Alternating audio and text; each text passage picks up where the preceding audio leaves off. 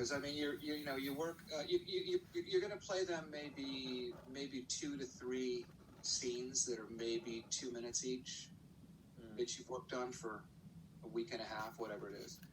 And depending on who you're working with, and depending on who's involved and who has a voice, the meeting can go great. It can go south. With Michael Bay, it would go south all the time. With Jan, it was great, and Jan had some great ideas. I'll tell you one great idea Jan had. Sure. Okay, so the melody from Speed is in a minor key.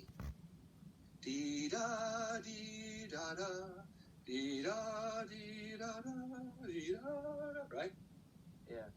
So I did that when he rescues Sandy Bullock out of the bus on the little cart, and they go flying. Yep. So I went right to da da da da da in the minor key, and I thought it was great. And Jan came in, and he said, "I don't know." And I go, "What do you mean you don't know? That's the theme to our movie." And he goes, "I know, but it doesn't have any joy. It doesn't have any release." And I was like, "No, you're crazy." And then he left, and I sat there going, he's wrong. And then I went, wait a minute. He's right. All I have to do is put that into a major key. All I have to do is, rather than play it in E minor, play it in a relative major, which is G major, keep the theme exactly the same, but play the major chords under it, which it's a whole different thing, man. And when you see that scene, it still gives me chills, because it's just so right, that we finally went into this beautiful major, like, heroic part of that theme. So, sometimes, you get notes and you think, you guys are nuts, but then you look at it and they could be right. So it's a tough one. And then, a lot of the times it's not just the director. It might be the director and 2 producers and a music editor, and they all have an opinion. Really? So one guy says it's too fast, it's too slow, it's too this, It kind of depends also, on the trust, because when you're working with people that trust you, they tend to think that you know better. And when you're working with people that are like, I don't know about this guy, this Mancina guy, I don't know about this guy, the whole time it's just awful, because it just is doubting you the whole way.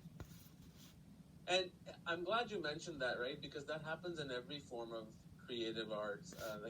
Even myself as a director and in documentary films, when I'm talking to potential, investors or even producers or anything like that, sometimes people just give you full trust. And those are the people, at least I find, that I want to make sure that I do justice to. Like, I get more motivated.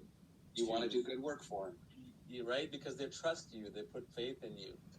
Not saying that others don't, that you don't. Sometimes there's an exception to that, but it's just not the same thing. And I feel that that's why it's so important to, have your say, but at the same time, put trust. If you've hired someone, there's a reason you must have hired them. I agree. And it's so frustrating when they don't, because you're kind of like, well, what'd you hire me for, Or if they want you to copy a score from somebody else, and you're just going, well, why don't you hire him? Well, don't hire me to do that. Does that happen? We're talking about that. Oh, sure. Well, Michael Bay's a prime example of that. I never could connect with him. I thought Bad Boys 1 was a killer score. And I remember him saying to me, why does everybody talk about the music for the foot chase? It's not that great. And I was like, that's just not something that you would say to me. That's a weird thing to say to me. But anyway, there's a lot of great people out there. I've worked with people that are really wonderful too. Like I said with Jan, give me a really great idea, and let me run with it. I just did a movie with Chris Williams. I've done 2 movies with Chris. One was Moana, and then the last one was The Sea Beast. And really difficult stuff, but not difficult because he's difficult. Difficult because he's smart and he has a vision, and we try to line up, and it's hard to line up with music sometimes. But it was never insulting. It was never, this is garbage or anything like that. Yeah. Does it worry you if ever you did a track or a soundtrack or a theme and the director came up to you and said, okay, throughout the soundtrack, okay, this is great, like not questioning you, like, does that worry you, or do you question yourself if nobody questions you? Does that ever happen? I worked with, oh gosh, his name just went out of my head. I can't believe this.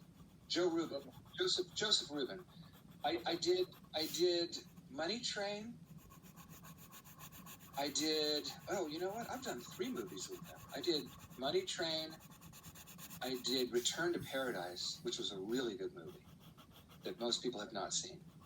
I haven't seen it yet. With Anne Heche and Vince Vaughn. It's a really good movie. Oh, okay. I've seen the trailer, yes. Yeah, and it's good. And those 2 scores, especially Return to Paradise, he was really on my side. And it's one of my better scores, in my opinion. I think it's one of my strongest scores. And he let me go. So, I can't say that I questioned myself. I really felt like I was doing the right thing. And now when I played that movie for my daughter or my brother, and my brother's like, it's one of his favorite movies of mine, the score really holds up. And I only had 14 people, so it was a very small budget, small score. But I think really, really cool. So, I don't know what struggles the other guys go through. Alan Silvestri is a close friend of mine, and I have other friends that Tom Newman I've talked to many, many times and had dinner with.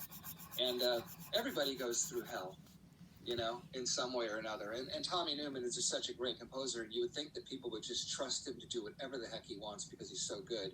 But it's the same thing. It's always the same.